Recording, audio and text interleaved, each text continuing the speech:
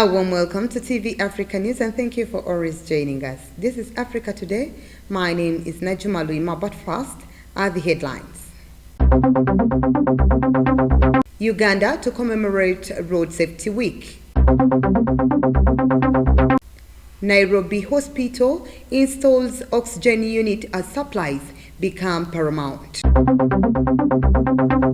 In sports, Kajansi United captures Masaza Cup 2020 top scorer. A warm welcome once again. Now the news in detail. The Uganda government has issued new road safety guidelines that will see a reduction in road accidents as the world commemorates the 2021 6th United Nations Global Safety Week under the theme Streets for Life. We have more. Addressing the media today, 14th May 2021 at the Uganda Media Center, the Minister for Works and Transport, General Edward Katumba Wamala, said that Uganda is still faced with road safety challenges, spotting out that 3,663 cases of road accidents were reported in 2020, causing a great loss to the national workforce. General Katumba urged Ugandans to take concern on ensuring that they are safe on roads since high fatalities were recorded, especially for the youth. It is still, Uganda is still faced with the road safety challenges. In 2020, the reported deaths due to road crashes were 3,663. That's a lot of lives lost in 1 year. And most of these are young people between the ages of 17 to 35. And this is the workforce of the nation. But even if they were older than that, we don't want to lose anybody. We'd rather not lose anybody. Just last week, and thanks again to the media, you brought into our sitting rooms the images of the accident which happened in Masaka, where 15 lives were lost in a matter of minutes. 15 lives in a matter of minutes. This is all an aspect of which raises concern as far as safety on our roads is concerned. The human and financial loss is very huge to a developing country like Uganda, because when these lives are lost, that means these are taxpayers. Then government will not be able to get taxes. Families' lives will be shattered. Like now, among those 15 lives which were lost last week, you can imagine what has happened to those lives. General Katumba asked drivers and other road machine operators to be patient and always allow pedestrians to cross. The 16th United Nations Global Safety Week will start from 17th to 23rd May 2021. So it's a matter of concern for all of us and should be a matter of concern for you and me to ensure that we have safety on our roads. According to the 2020 Police Annual Report, more fatalities were recorded for persons below the age of 35. So you can imagine, 35 years, that's a prime age. That's when people start to work hard. That's when you have your life and you can look ahead of where you're going, and then you have your life lost. So we should really work hard. This is not talking about even the school children. You know how many school children, and some of these are very innocent lives, who innocently use the road and they have their lives brought to a stop. So it's a matter of concern for us as a country, but it's also now a global concern that we improve on safety on our roads. TV Africa News, Kachanchu Mtabazi reporting. Moving on, the Minister for Finance, Planning and Economic Development, Honorable Matia Kasaija, has asked the business community not to complain about taxes on fuel as it is for the good of the country. He said this while launching the National Budget Month at the Government Media Center in Kampala. National Budget Month activities for financial 21-22. The National Budget Month aims at creating awareness about priorities of the budget and opportunities it presents to all Ugandans in all spheres of life, and gives more information and clarification on the key issues and concerns raised by the public in the budget process. The National Budget Month is a part of the budget transparency initiatives that enables government to interact with the citizens on budget-related matters. It is through these initiatives that government has, but before I come to that one, our budget is an open, what I say, is an open good, and has enhanced participation of citizens in the budget process, as I have said. Now let me touch on the economic performance. Despite the impact of COVID-19, the Ugandan economy realized a positive growth of 2.9% in financial year 19-20. In nominal terms, the economy expanded to shillings 138 trillion 841 billion, or $37.4 billion, up from 131 trillion 406 billion, or $35.2 billion in year 18-19. National Budget Month activities for financial 21-22. The National Budget Month aims at creating awareness about priorities of the budget and opportunities it presents to all Ugandans in all spheres of life, and gives more information and clarification on the key issues and concerns raised by the public in the budget process. The National Budget Month is a part of the budget transparency initiatives that enables government to interact with the citizens on budget-related matters. It is through these initiatives that government has, but before I come to that one, our budget is an open, what I say, is an open good, and has enhanced participation of citizens in the budget process, as I have said. Now let me touch on the economic performance.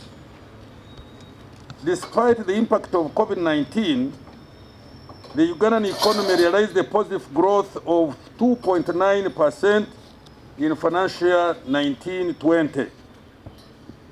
In nominal terms, the economy expanded to shillings 138 trillion 841 billion, or $37.4 billion, up from 131 trillion 406 billion, or $35.2 billion in year 18-19.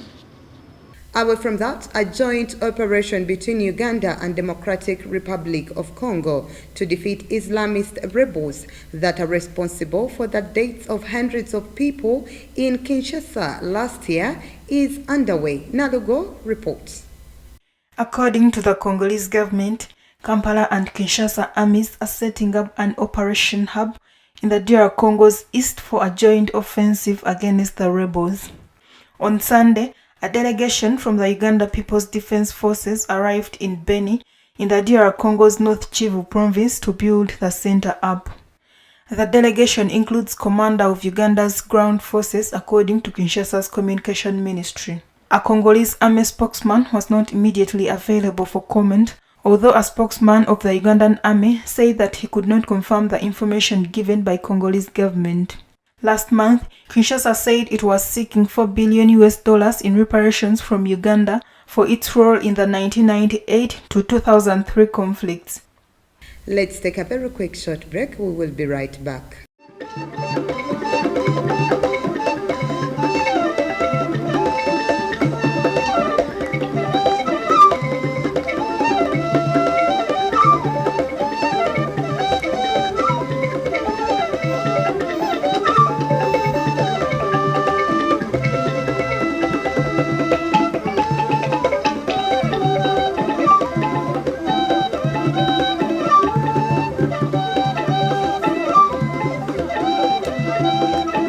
Welcome back. You're still watching TV Africa News, the right to know.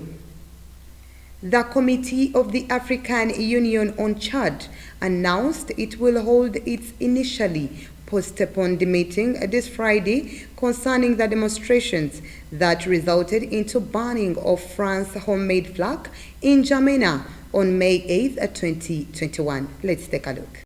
Initial reports indicated that the African Union Commission team in Chad was divided on what measures to take on the Chadian Transitional Team, also known as the TMC, led by Mahamad Idris Deby, the son of the late president, at its head holding almost all the power. The opposition team, known as the Wakiti Tama, which means the time has come in Chadian Arabic, had previously organized deadly protests in recent weeks, calling for the resignation of the interim government.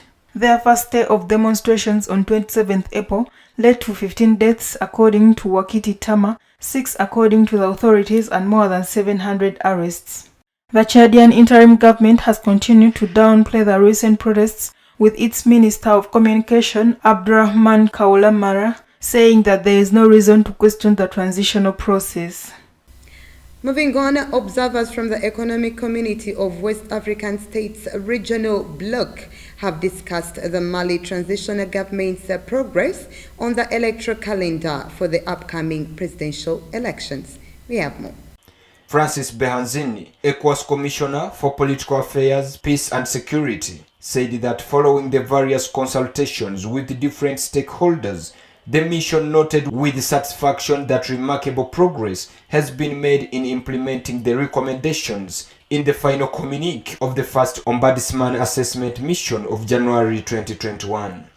The mission has tasked the Malian authorities to see priority reforms that could be undertaken given the little time limit, which includes the organization of elections and boundary reforms. The authorities have so far announced an electoral timetable, with the first round of presidential and parliamentary elections on February 2022 and a constitutional referendum on 31st October. 78 prisoners who fought on the side of Eastern Libyan strongman Khalifa Haftar in his year-long offensive against the capital, Tripoli, have been released at the end of a reconciliation ceremony held inside the prison. Let's take a look. The Minister of Justice in the Government of National Unit, Halima Ibrahim Al-Busifi, said that the Ministry of Justice stresses on building a nation free of injustice, equal of opportunities, and free from exclusions, a chance which the ministry can't miss in support of human rights. The detained fighters were released at the end of a reconciliation ceremony organized in Jeddah prison in Tripoli that was attended by the Minister of Justice. After signing a truce in October 2020 that set in motion a UN-led process that saw a new installed transitional government, the two sides exchanged dozens of prisoners in accordance with the ceasefire terms in December and January, followed by the release of 120 pro-Haftar fighters at the end of March. The new executive is charged with organizing national elections set for December 2021, but analysts warn that major stumbling blocks remain. In our business news today, Sierra Leone has announced that the once abandoned Stenophylla coffee bean, which has recently been rediscovered in its forests, might just be an industry game changer due to its capability to withstand higher temperatures brought on by climate change. We have more. Of the 124 species of coffee beans known today, the world's producers have harvested only 2 varieties, Arabica and Robusta, for 99% of the strong flavored liquid enjoyed by consumers. Arabica is known for its smooth, elegant taste and requires a cool tropical climate to grow, while Robusta plants can withstand higher temperatures, but the taste of their coffee beans are considered inferior in flavor. In 2018, Dr. Aaron Davis, the head of coffee research at the Royal Botanic Gardens Kew, took a team of researchers to Sierra Leone in search of the so-called lost species and found a healthy population of Stenophylla coffee, which was absolutely fantastic.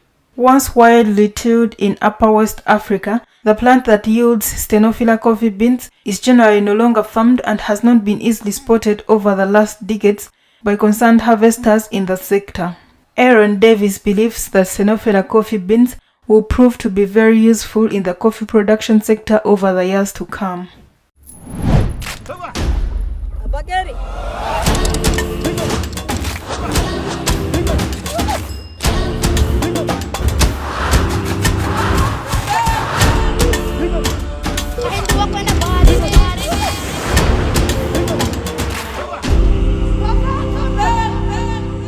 In our health news today, the Metropolitan Hospital in Kenya, a 150-bed private institution that targets the middle class, has installed a brand new oxygen production unit that is capable of producing up to 600 liters of gas per minute, which will help in checking off the third wave of COVID-19 strain that hit Kenya in March. While talking to journalists yesterday, the Metropolitan Hospital CEO Kanyenje Gakombe said that the hospital accelerated plans to produce its own oxygen after supplies were squeezed to the limit during the height of the third wave, fanned by the variants of the coronavirus first detected in Britain and South Africa. In April, Kenya registered a record of 571 deaths, and the health ministry warned hospitals were overrun with fewer than 300 patients in the intensive care unit and fewer than 2,000 hospitalized countrywide. According to Davis Mareka, director of O2 International, the Kenyan company that installed the machines, the plant takes in atmospheric air and separates the oxygen from all the other components. The hospital also built a piping system that delivers oxygen directly to its rooms rather than using cylinders, which are also scarce.